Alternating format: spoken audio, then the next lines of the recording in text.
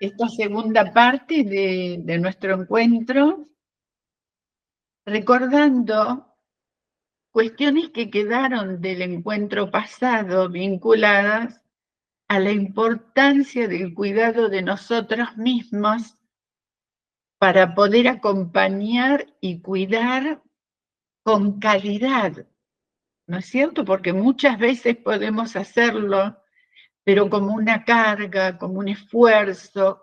¿Cómo vamos trabajando en el cuidado de nosotros mismos para poder acompañar con calidad a quien nos toca acompañar? Entonces hoy vamos a poner el énfasis allí, en el cuidado de nosotros mismos, pero no como un proceso de fortalecer el ego, sino en realidad como la preparación personal para una entrega de calidad a quien nos toque acompañar en ese momento. Y por otra parte, otro de los ejes fundamentales ha de ser el autoconocimiento.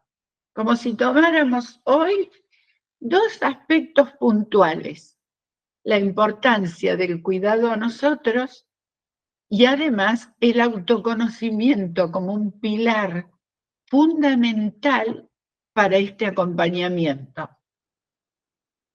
Vamos a la primera.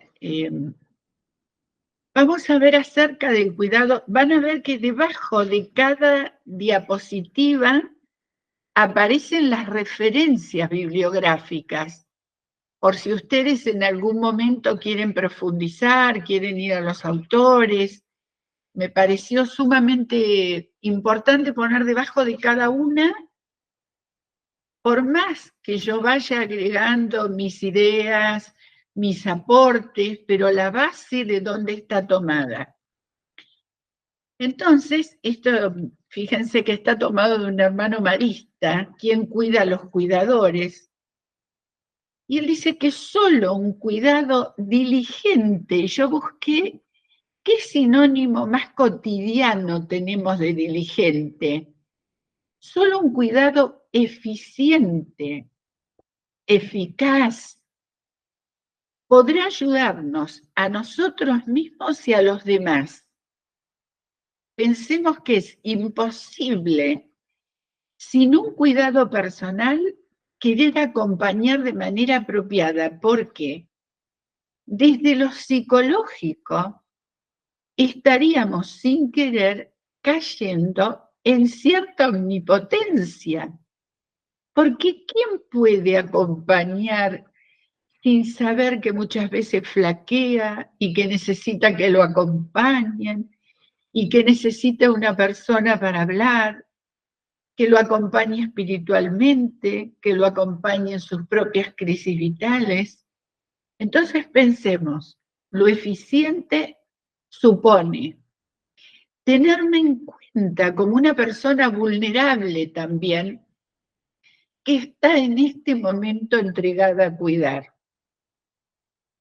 Y miren la segunda, cuidarse no es cargar con una tarea, no es algo aparte, que tengo que ahora cuidar a otros y cuidarme a mí. No, es entrar en un tipo de dinámica que me permita a mí una vida más sana y más equilibrada para seguir dándome. Insisto, nada de lo que vamos a hablar es para darle lustre al ego, decimos nosotros, sino para estar lo mejor posible para entregarnos.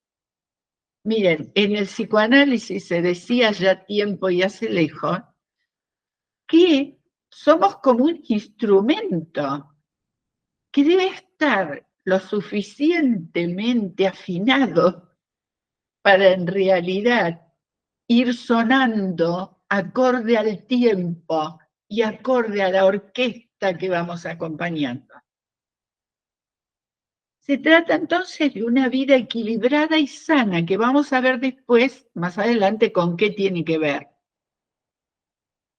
Convivir de manera consciente para aportar calidad de vida a la entrega. y aprender de alguna manera a vivir las experiencias de estrés.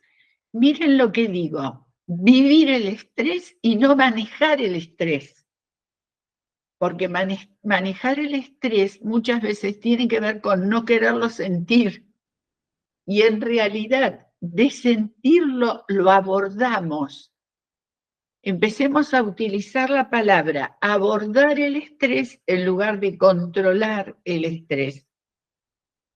Y ser consciente de nuestras fortalezas y nuestras debilidades. Miren, hay un libro de Francis Torralba que se llama La lógica del don, que por ahí lo pueden citar, ¿sí?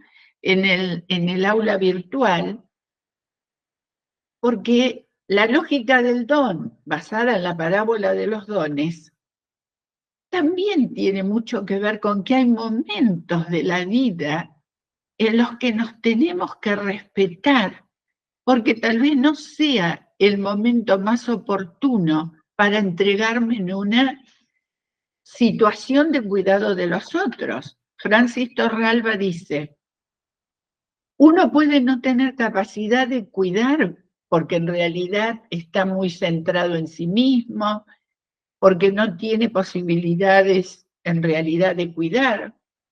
Pero también hay momentos de la vida, y ahora lo voy a comparar con nuestra tarea terapéutica, hay momentos de la vida donde uno no está en condiciones de acompañar.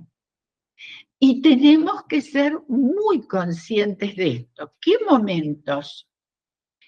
Cuando estamos en duelos personales, cuando estamos transitando nosotras mismas o nosotros alguna enfermedad, cuando estamos atravesando alguna crisis vital propia de cualquier franja evolutiva. Entonces, es también como tener conciencia de esas debilidades que pueden aparecer transitoriamente a pesar de las fortalezas que nosotros tenemos. ¿Se dan cuenta aquí? ¿Qué manera? Miren, nosotros en nuestra profesión trabajamos siempre con una supervisión. ¿Qué quiere decir una supervisión? Alguien que en realidad me dice si estoy en condiciones o no, por el momento que estoy viviendo, de seguir ejerciendo mi profesión. Entonces uno tiene que tener siempre como un referente que lo vaya acompañando a uno a ver si uno está o no está por distintas circunstancias en posibilidades de acompañar.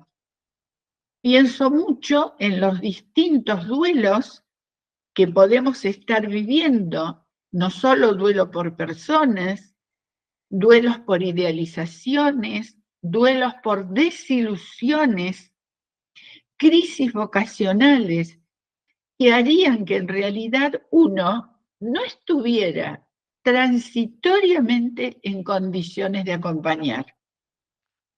Vamos a la otra, ¿sí? Estos autores nos hablan de dotarse de un plan de autocuidado. ¿Qué quiere decir esto? Salir de la condición de héroes, porque en realidad los héroes, ¿no? Como en el mito de Aquiles, siempre terminan afectados en algún rincón. Héroes no, personas comprometidas en el propio cuidado y en el cuidado de los demás. Saber de los tiempos que requerimos. Ahora les voy a contar un poquito cómo se está trabajando en medicina clínica integrativa en este momento para lo que tiene que ver con calidad de vida. Trabajar en la autoaceptación, ven el otro pilar del autoconocimiento. ¿Y qué sería la aceptación? Acortar la distancia que existe entre lo que soy y quisiera ser, para aceptarme con lo mejor de lo que puedo realizar, intentando todos los días algo mejor, pero no lo mejor de lo mejor que debilita mi autoestima y me hace no estar un sentimiento de no estar a la altura de las circunstancias, generando entonces toda una situación de estrés. Vamos despacito.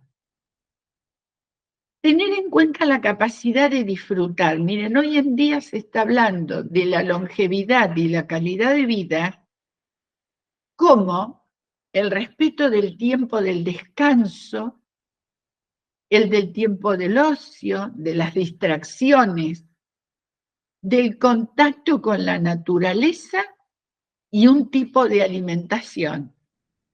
Son planes que existen hoy que tendrían que ver con ese plan de autocuidado. Tiene que ver con ser consciente de cómo me relaciono en los vínculos con las personas.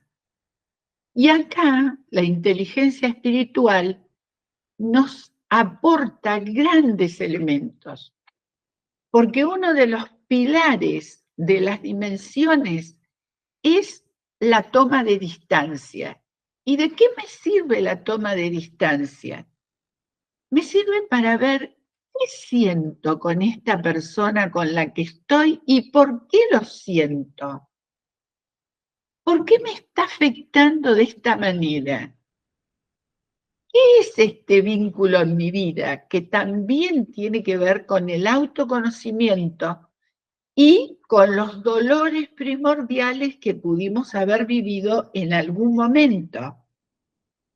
Inclusive, miren, se asocia hacia el punto del final, ahora vuelvo a ansiedad, con saber qué hacer con las emociones y no que me dominen y reaccionar desde ellas, porque muchas veces con el agotamiento en la crisis de las emociones podemos caer en la deshumanización, en un destrato o en un trato poco humanizado de quien nos toca acompañar. Saber entonces, bueno, ver qué hacer con el estrés, esto lo dejo para un poquito más adelante, la depresión y la ansiedad. Y siempre doy un paso atrás y observo mis propios sentimientos objetivamente. ¿Por qué me puse como me puse ante determinada situación? Yo no puedo responsabilizar a la afuera de la intensidad de las emociones que a veces me dominan. Que las emociones las puedo tener totalmente de acuerdo, pero la intensidad de la emoción es la que de alguna manera me obliga a volver para atrás a ver qué se está moviendo internamente que me ha llevado a esta situación. Y tiene que ver entonces con observar, a ver, esperemos la otra, con observar nuestras reacciones. ¿Vieron cuando uno en realidad siente que tiene muy poca posibilidad de tolerar dificultades externas, inclusive no tolerarse a uno mismo?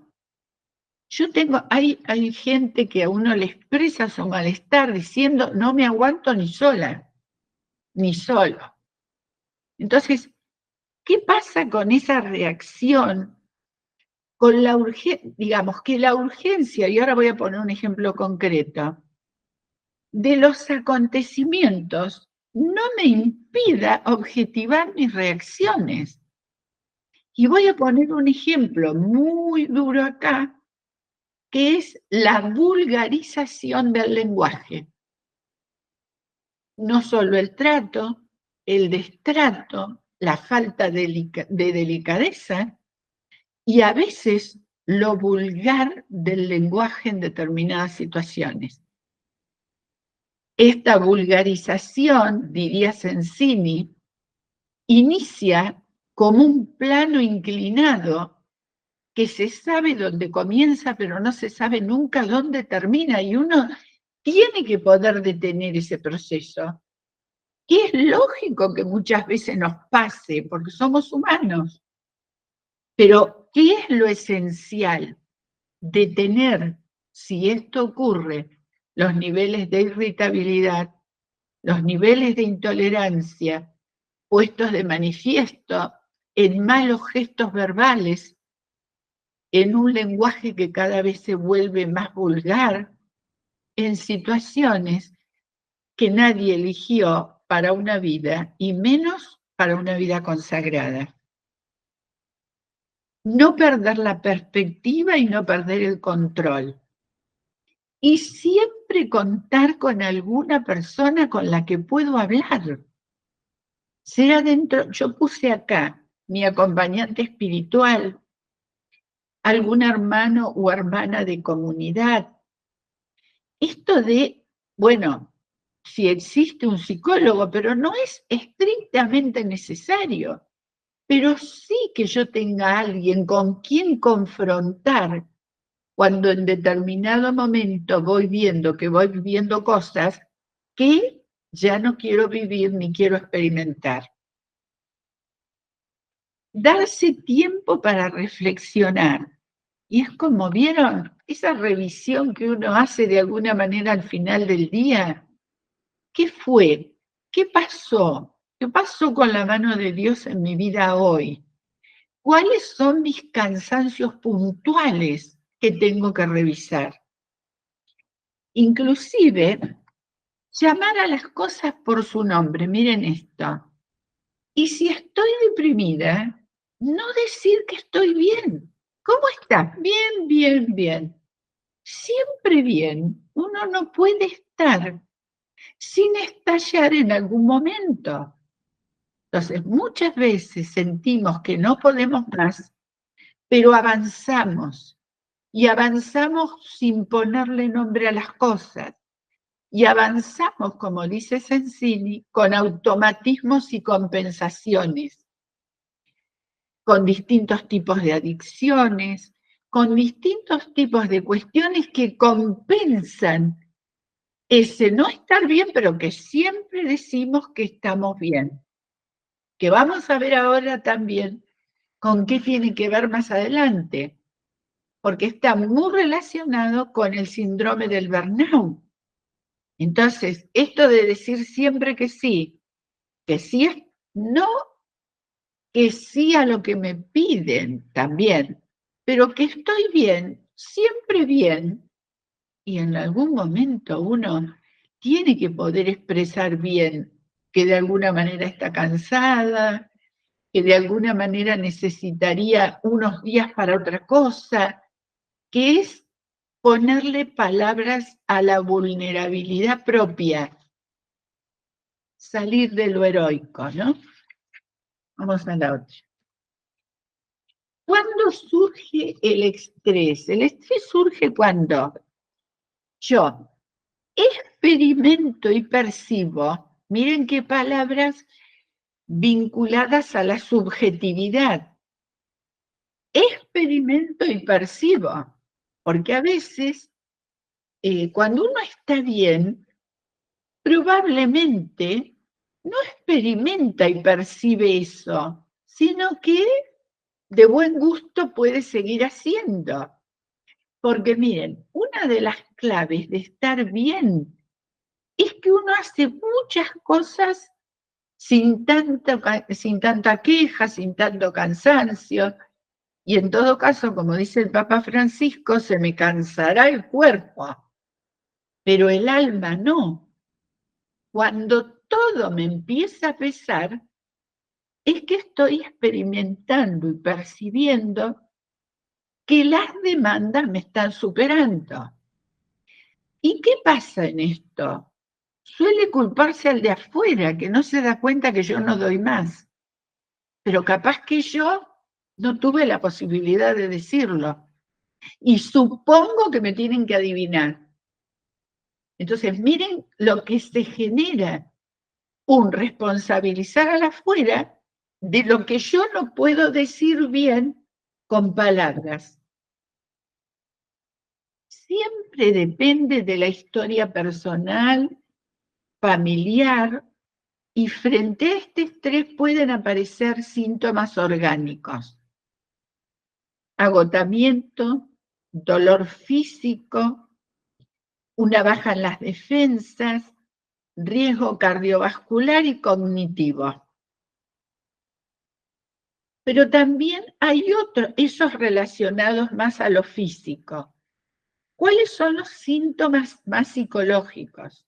El enojo, la impaciencia, la irritabilidad y la agresividad. Pero también unos que no están ahí: soledad, culpa, ambivalencia y sentimientos negativos con respecto al horizonte, ya que no puede constituirse un horizonte esperanzador. ¿Por qué? Porque de alguna manera la esperanza ha quedado debilitada. ¿Cuáles son las causas fundamentales del estrés? Vamos a la que sigue. Las causas generalmente tienen que ver con que no soy realista en mis posibilidades, que van a ver también, esto se reproduce en el burnout. No hay una idea realista acerca de lo que puedo. Es más, yo me atrevería a decir que el narcisismo, yo voy a poder, el autocentramiento, el desconocimiento de sí, puede llevarnos a esa creencia exagerada con respecto a nosotros mismos. Miren, yo esto lo he visto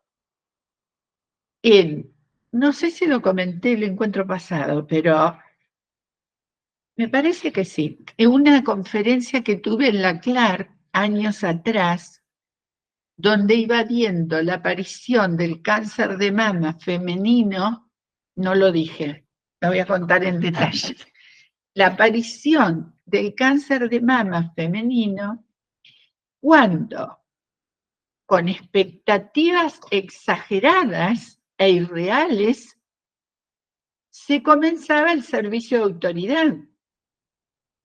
Y cuando después, a lo largo de ese servicio de autoridad, se finalizaba y se había visto que era muy poco lo que se había hecho, porque en realidad cambiar a las personas es muy difícil, mover las dinámicas institucionales también, había un debilitamiento y una aparición por tristeza, por modificación en los rangos de dominancia del cáncer de mama.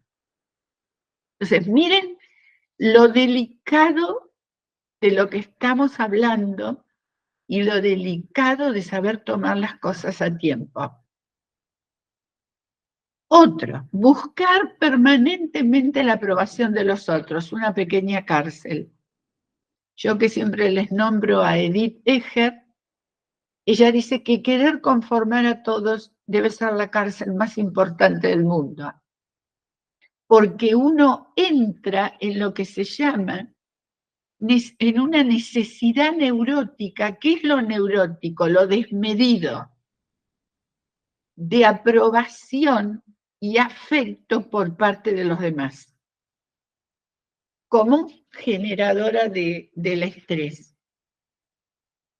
También el resistirse a las críticas, ya sea tomar bien una crítica constructiva o también otra cuestión que origina mucho el estrés es cuando la persona, nosotros, tenemos un recorte pobre de nosotros mismas. Yo no sirvo, no cuento, no voy a poder, no. Y otra persona viene y nos dice, pero sí que vas a poder. Y uno cree más en la equivocación de la otra persona que en sus propios recursos. Pero vos me lo decís porque me querés. Y la persona me está diciendo, vos con tu vida mostraste tus capacidades, pero como yo lo veo desde un déficit de autoestima, me resisto a críticas aún positivas, porque tengo un recorte pobre de mí misma que tengo que modificar. Después me preguntan lo que quieran de esto. Dificultad para poner límites.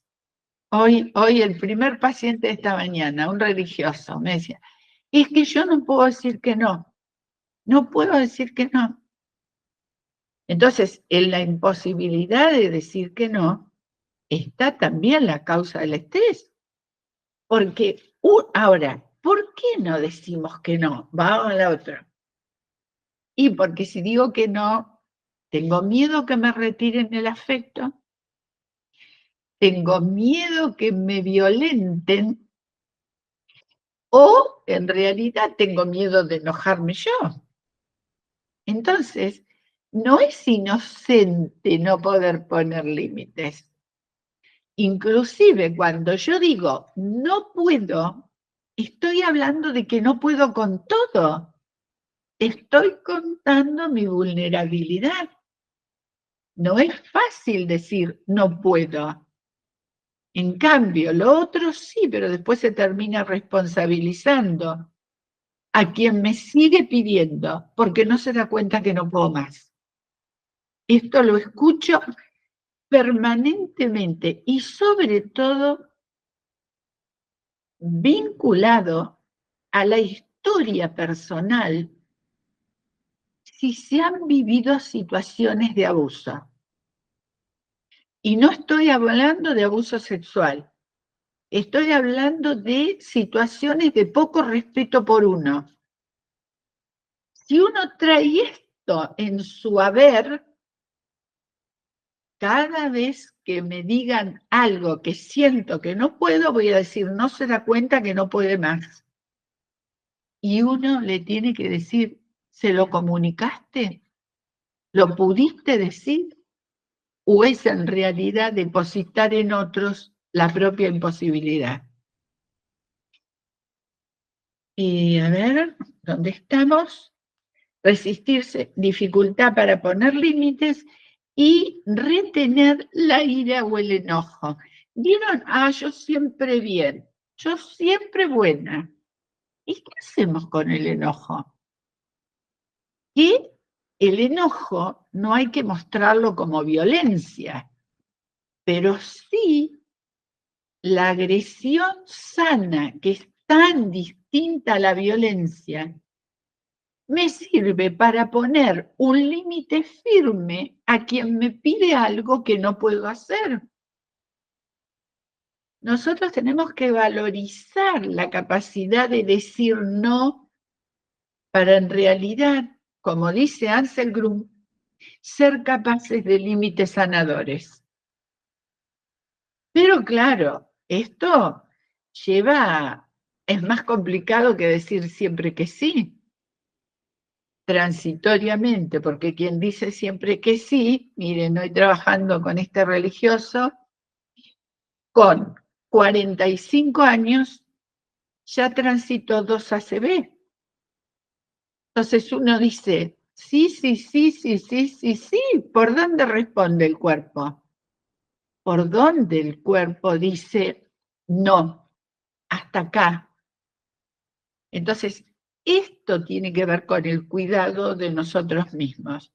Entonces, retener, Edith Eger dice, seamos capaces de transformar el enojo en piedad, pero contactemos con el enojo. Después transformémoslo en piedad. No negar que es una parte, que es un componente de nuestra subjetividad. Vamos a lo que sigue. Bueno, este concepto de producir perlas, ahí les puse abajo, es del mismo Marista en el artículo ¿Quién cuida a los cuidadores? Y él va poniendo, miren qué poético, ¿no? Cómo vamos produciendo perlas en el medio de este esfuerzo y de este... Sí, por momentos me hacía pensar en el cuento de Mamerto Menapache, La ostra perlífera, ¿no? Que en el medio del dolor tenía ese granito de arena, no se lo podía sacar, no lo podía integrar, pero cuando se fue al fondo del mar, lo volvió una perla y nunca se preguntó si Marina había sido feliz. Lo único que se dijo es que Marina había sido muy valiosa. Entonces, la resiliencia física, todos sabemos lo que es resiliencia. La física, el tema de la alimentación sana. Yo escucho en la clínica hermanos que tienen diabetes. Se compra todo lo que necesitan para comer con la diabetes y comen lo de la diabetes y lo de la no diabetes. Con todo el sufrimiento que da ver que una persona no se cuida, porque no es solo lo que come y lo que no come, sino que se está dañando a sí mismo. Como a veces se ve en la falta de higiene personal, en la falta de atención médica. Entonces, el comer sano, la actividad física, esto que hoy en día el suplemento de vitaminas y minerales aparece como una prioridad en los tratamientos desinflamatorios para la longevidad y para toda edad, porque miren, hay una línea de la medicina clínica que actualmente dice que la inflamación del organismo es responsable de la aparición de la mayoría de las enfermedades. Ahora, ¿cómo actúan? Vitaminas y minerales estabilizan el organismo para lo biológico y para lo orgánico, sobre todo el cerebro. Y hoy en día se está utilizando la estabilización de estos suplementos para el trabajo con la depresión. Buen descanso, no fumar, cuidar los fármacos. Miren, el uso de psicofármacos, para dormir, para la ansiedad, Y yo había puesto acá el tema del alcohol. El tema del alcohol que es bastante más frecuente en determinadas franjas de edad y en los varones, pero de los cuales no quedan exentas las mujeres. Se dice que las estadísticas muestran que a partir de los 60 años más o menos, no sé si se igualan, en el varón hay mucho más, pero la mujer empieza a tomar mucho a partir de esa edad. Entonces, si yo no puedo cuidarme físicamente, tener actividad, yo me tengo que preguntar por qué. Porque si a mí me están diciendo, o si alguien que tiene diabetes vive consumiendo azúcares, si alguien que tiene hipertensión vive consumiendo o se olvida su medicación, bueno, ¿qué es lo que me pasa? Porque en realidad es de alguna manera un camino de deterioro que uno elige para uno mismo. Es elegir no vivir bien. Entonces es revisar si no puedo, cuál es el motivo que subyace, qué grado de conciencia hay acerca de lo que tengo que hacer. Y el otro punto que es metabolizar los acontecimientos disruptivos. A ver, ¿qué quiere decir esto? Me dicen si en la clase, en la clase pasada hablé de metabolizar, no recuerdo, no. ¿Cuál es la diferencia entre metabolizar y transformar? El ejemplo de transformar es lo de Marina, la ostra perlífera. Ella tenía, en realidad, una arena de la que no se podía despojar y la transformó en una perla. El metabolizar es diferente. El metabolizar tiene que ver con tomar algo ajeno y volverlo propio para tomar más fuerza. ¿Qué quiere decir esto? Los hechos disruptivos son los dolores que de pronto aparecen en la vida de forma abrupta y generan una alteración en el psiquismo. El ejemplo típico fue la pandemia. Cayó, nos encerraron, con todo lo que trajo la pandemia. Ahora, ¿quiénes pudieron metabolizar la pandemia? Quienes en realidad enriquecieron su vida a partir de esa situación que nunca hubieran querido vivir. Mientras que otros cayeron en depresiones de las que hoy todavía hay consecuencias. Entonces, ¿cómo nos vamos preparando para hacer del dolor algo que nos fortalezca? Esto es como el ejemplo del agua. Tomo el agua que está afuera entra al organismo, tengo el 70% del agua, me sirve para seguir viviendo. Pero también, miren esto qué interesante que es. Hay un proceso en el momento que tomo el agua, que es hidrógeno 2 oxígeno. Hay un proceso que la separó. Quiere decir que los otros en mi vida me pueden ayudar a desarmar lo complejo en simple para poder fortalecerme. Esto me parece de un valor total, porque cuando las cosas me duelen, en realidad son los otros los que me ayudan a hacer simple lo complejo para que yo tome más fuerza. La humildad como camino de liberación, claro, que me quita esta idea de que voy a salvar al mundo, lo heroico.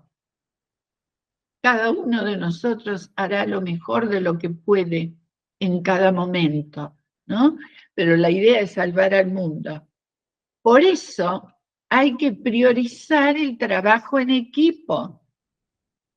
Hay que poder delegar, confiar y no querer tener todo bajo control. ¿Sí? ¿Vieron la gente que dice, sí, yo delego, pero nadie va a hacer las cosas como las hago yo? También está tomado de este hermano marista. Vamos a la otra. El tema de la comunidad, donde en la comunidad va a haber voces de apoyo y voces de desafío, va a haber de todo. Nosotros sabemos que el mejor soporte para la vida religiosa es la comunidad. Pero va a haber aportes de apoyo y va a haber aportes de desafío. No idealicemos. No hay ninguna comunidad, como decíamos, ni los apóstoles. No hay ninguna comunidad perfecta. Entonces, bajemos esos ideales y tratemos de quedarnos, fíjense en acá, con preguntas adecuadas de quién nos quiere, de quién nos ayuda, y que también nos permita reírnos de nosotros mismos para algunas cosas que somos un lío fatal. La fidelidad, abrazar los aparentes fracasos como condición de aprendizaje. Hoy no pude con esto a mí me supera, ¿no? De pronto ayer hablando con un paciente, un religioso, me contaba que tiene un hermano que no cuida su salud, que no tiene registro de su higiene personal. Y entonces, ¿qué es esto? ¿Un fracaso? Y no, en realidad es una condición de aprendizaje porque yo no voy a poder nunca hacer por el otro lo que el otro no desea para sí, sin sentir que yo no pude, que yo no alcancé, que si yo soy superior o superiora o tengo un servicio de autoridad, esto lo tengo que cambiar. No, solo llegamos hasta la piel del otro, de la otra. Lo que el otro no quiera, no lo vamos a poder lograr. Y ahí está la fidelidad y está sobre todo el tema de la humildad. Ahí está. Esa ya la pasamos, ¿sabes? Bien. Este producir perlas también tiene que ver con el camino de la contemplación, como camino de paz. No nos olvidemos el aporte de la oración. Acá estamos trabajando desde lo psicológico, desde lo interpersonal, pero el aporte de la oración contemplativa y la meditación, y entrar en contacto con nuestro yo profundo. A ver, se habla de que tenemos un yo inferior, bastante niño, y un yo profundo. ¿Cómo es el yo niño? Es el ego, que es el responsable de todos los disgustos. Pero ¿cómo es el yo? El yo del ego tiene siempre miedo, es terco, es obstinado, no quiere ceder. ¿Por qué yo otra vez? Cuando tenemos que acceder al yo profundo, ser humildes, honestos, transparentes, para acceder a este autoconocimiento y a lo más profundo que nos habita, como esto que hablábamos de la sensibilidad evangelizada. Corrernos del ego, porque el acceso a la espiritualidad viene del corrimiento del ego.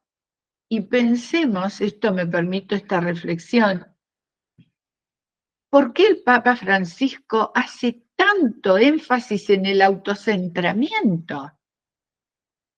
¿Qué pasó? Como religiosos y religiosas estamos sin acceder a la espiritualidad verdadera. ¡Qué pregunta tan fuerte! Estamos sin acceder porque seguimos plantados en nuestro autocentramiento. Entonces, nos va alejando de la espiritualidad. Por eso nos van ganando otras espiritualidades, ¿sí? De las dietas, del New Age, nos van ganando otras, porque como religiosos y religiosas, el autocentramiento nos ha no dejado encarnar la espiritualidad. Sobre todo, las ideas rígidas del deber ser. Miren, la autora que trabaja esto, Mónica Cavalier, es una filósofa española que dice, la gente que tiene pensamientos rígidos, que juzga, que tiene ideales desmedidos, no va a entrar, no, van a ser toda la vida buscadores de espiritualidad, pero no van a entrar a ser personas espirituales. Y agrega, miren qué fuerte lo que voy a decir, lo estoy diciendo de memoria. Y son personas que hacen de su equivocación su nobleza, porque no se mueven de las cosas, siempre se hicieron así, pero que las cosas se hayan hecho así no significa que no puede haber manera mejor de hacer las cosas. Entonces ella dice, miren qué frase, hacen de su perturbación su nobleza y nunca van a entrar en una aceptación que les permita acceder al yo profundo.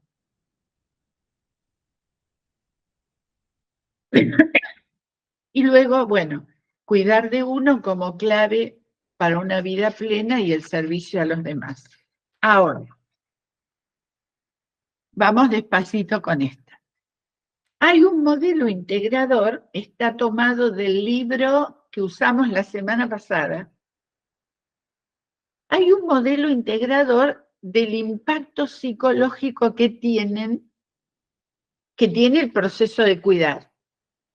Entonces, estos autores dicen que hay un amplio consenso de que no todo cuidador vive con estas consecuencias negativas cuidar a los demás. Miren qué interesante.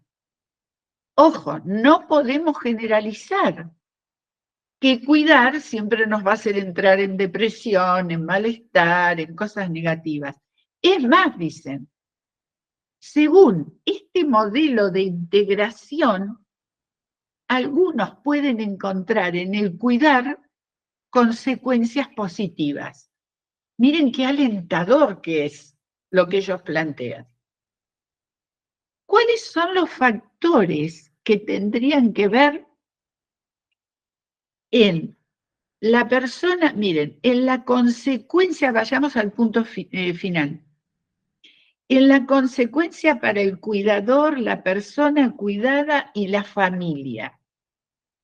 ¿Qué tendría que ver estas dimensiones anteriores para que no todos se enfermen? Que está muy bien pensar, si yo desarrollo determinados aspectos, probablemente llevo adelante esto sin consecuencias personales. Y lo puedo articular con otras funciones que me pueden tocar en este momento. Como cuando los hijos de papás grandes, tenemos hijos adolescentes, tenemos trabajo, esposo, y tenemos que articular todo esto. ¿Cuáles serían los factores que intervienen en que sean negativas las consecuencias o positivas? Primero, la vulnerabilidad personal y sociocultural. ¿Qué quiere decir esto? ¿Qué existencia de criterios previos hay? Por ejemplo, ¿solo algunas personas están en condiciones de cuidar? ¿Son las personas las que tienen que cuidar a la familia sí o sí? Yo pienso cuando algún hermano se enferma y la familia de origen. Inclusive, ¿saben lo que ponen los autores? El tema del género. ¿Son las mujeres las que siempre tienen que cuidar? ¿O también el hombre tiene que desarrollar esta capacidad de cuidado? ¿No? Vulnerabilidades personales y sociales culturales. El tema de la enfermedad. Nosotros sabemos que la demencia, por ejemplo, comporta un grado muy alto de vulnerabilidad y hay cosas que no las toleran.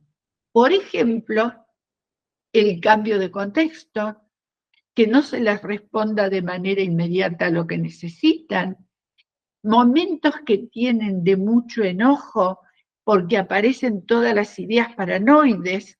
Entonces, conocer la enfermedad y su vulnerabilidad. La actitud del cuidador y de la familia, si desconocen esa enfermedad o tienen estereotipos con respecto a las personas mayores. Vos viste, cuando envejecen se ponen insoportables, o cuando se empiezan los procesos de demencia, que se hace una gran negación del tema y se cree que la persona se lo hace a propósito a uno, como mecanismo de negación. A veces cuando nos pasa, cuando los papás o cuando los hermanos entran en demencia, uno al principio, miren, ¿saben qué dice la gente de la Asociación de Lucha del Mal de Alzheimer? Dicen, la botella es como la Coca-Cola, pero adentro hay té. Y yo sigo pensando que es Coca-Cola. Y me está haciendo las cosas a propósito. Y ya no hay más Coca-Cola, hay té. Entonces, el desconocimiento, es más, ustedes saben que hemos visto familiares que ingresan a las residencias, a los geriátricos, con las manos marcadas acá, de bueno, sentate, con signos de violencia por no conocer la enfermedad. Esto que tiene que ver con la conducta y el afrontamiento del cuidador. Acá se habla mucho de cuando el cuidador, lejos de apoyarse en otros o en la familia, descuida todo su tiempo personal y asume solo el cuidado él.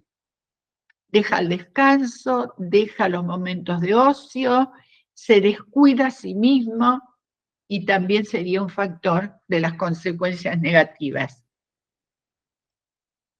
El punto 5 y el punto 6, miren qué interesante. Dicen que para un cuidador las consecuencias serían más positivas si se valora lo que hace.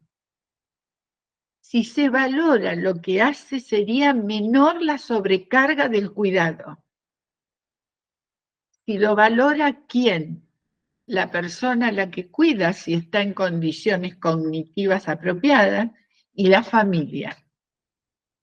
Acá volvemos a ver que el agradecimiento actúa a nivel de la espiritualidad y la neurociencia dice que el diagnóstico por imagen del cerebro en el agradecimiento es totalmente diferente al diagnóstico por imágenes del cerebro durante el enojo. Todo esto sería las consecuencias de la persona cuidada y la familia, porque si tengo en cuenta lo anterior, hará que las personas tengan mayor o menor consecuencias negativas o también consecuencias positivas. Miren, yo en este momento tengo una paciente, una señora de unos 70 y algo, que es bailarina clásica. Entonces tiene un estudio, ella tiene un estudio donde da clase a gente mayor para movimientos, para todo eso. Pero resulta que tiene una paciente en silla de ruedas bipolar. Y ella lo que me cuenta es lo que dice ella, es la alumna que me salva. Porque yo llego y me espera y se mueve y me habla y me dice, y a mí me está salvando esta alumna que tengo. Va a la casa, va caminando, cuando en realidad tiene su estudio y sus alumnas que van ahí. Pero la valoración le devuelve sentido de vida y no la hace vivir esto como una sobrecarga. Ya vamos a ir terminando para que no se canse. Si todo esto no se da, aparece el famoso síndrome de burnout. Aquí tienen Gonzalo Fernández Sanz en un artículo de una revista de España de quemados a encendidos. Y miren la palabra que utiliza, desfondamiento, ¿no? Es como uno, ¿vieron cuando dice toqué fondo? El desfondamiento. ¿Qué se da cuando las personas pierden las motivaciones de la vida y entran en depresión? Yo digo, es como que vuelan en partes. Esa es la idea, vuelan en partes. Está vinculado al mal manejo del estrés y es una carga emocional con consecuencias negativas para la persona, agotamiento emocional, cansancio físico, yo marqué en redondo deshumanización y pérdida de la vitalidad. Esta deshumanización va ligada a la insensibilidad en el trato. Cuidado cuando se empiezan a ver ciertos comportamientos, porque esos comportamientos son el indicador de que hay que parar. que ya con esto uno no va pudiendo. Miren, hay una pérdida por el gusto de la tarea personal. Y comparen lo que les estoy diciendo de mi paciente, la que baila, ¿no? No es el esfuerzo, es el gusto. Vamos a la otra, ¿sí? Es el gusto por la tarea. Porque yo creo que en realidad uno se levanta por la tarea de entrega y por el sentido. ¿Qué nos levanta todos los días? Lo que esperan los otros de nosotros. Por eso cuando no tenemos otros, no tenemos por quién levantarnos. Lo que la vida espera de nosotros y no lo que nosotros esperamos de ese día de la vida. La persona con burnout tiene sensaciones de insuficiencia y de baja autoestima. Esto de siempre sentir que no se está a la altura de la situación. Hay una vulnerabilidad extrema. ¿Qué sinónimo podemos usar de vulnerabilidad? Factibilidad de ser heridos. Cuando uno está vulnerable, todo lo que le dicen lo hiere. Todo lo que le dicen le cae mal. Pero es como sentir, porque es como estar en carne viva, ¿no? Ni bien me tocan, ahí aparece el dolor. Hay pérdidas de motivaciones que a uno lo impulsan. Síntomas físicos, acá agregamos los desajustes alimentarios, la hipertensión, culpa, aislamiento y compensaciones. En las compensaciones están las dobles vidas, las adicciones, una vida más cercana a los laicos que a la propia comunidad, todo lo que tiene que ver con internet, bueno, todo lo que se les ocurra. Y acá es importante, yo recuadré, es un proceso, no es un accidente. Se viene dando. Yo tengo que ser capaz de irlo viendo, sintiéndolo en mí y viéndolo en otros. Bueno, y para finalizar, este síndrome tiene 5 fases, por eso es un proceso. Primero, el entusiasmo y la idealización. Yo he visto una vez una persona que llegó así, había ido a fundar a África. Entonces, fundar África, toda esa idealización. Luego, un estancamiento y un cansancio psicológico cuando ve que eso no es real. Por eso tiene que ver con el exceso de expectativas. La frustración y la despersonalización, la apatía y la falta de realización personal y todos los otros comportamientos alternativos que pueden surgir. Bueno, miren ante situaciones difíciles y complicadas que originan mucho estrés, puedo cambiar mi percepción y aceptar que las cosas son como son y no como yo quisiera que fueran. Soy capaz de tomar distancia y observarme a mí misma y a la situación como si estuviera pasándole a otra persona, es esto de la distancia espiritual. Y reflexiono acerca del autoconocimiento como clave del cuidado personal y el de los demás.